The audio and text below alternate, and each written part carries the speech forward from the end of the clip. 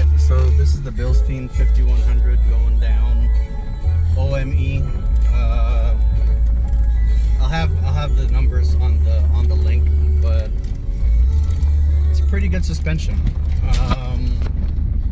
We went up this thing, went down this thing, and yeah, this is something that I would have never attempted on the rough country suspension that I had, because it was way too stiff. And I think it's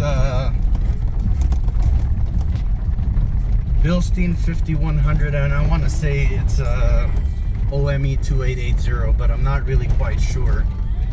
But it's been months since I corrected what the off-road shop fucked up on this car.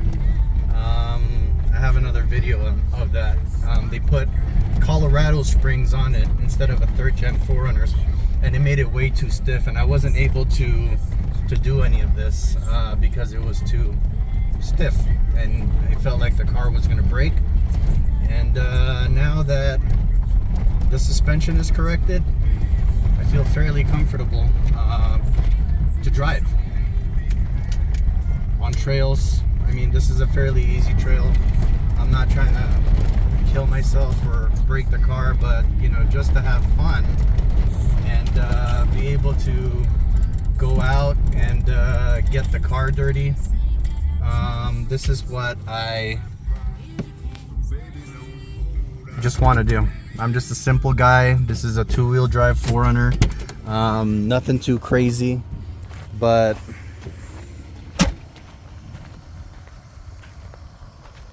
there she is.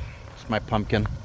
And pretty much the road was just going up over there, coming around, and then going up that way. It's OME 2880 in the front with a Bilstein 5100. And then in the back, I forget what spring that is, but it's also the Bilstein 5100. Ooh, that's a little bit dusty. And yeah, I mean, pretty fun stuff.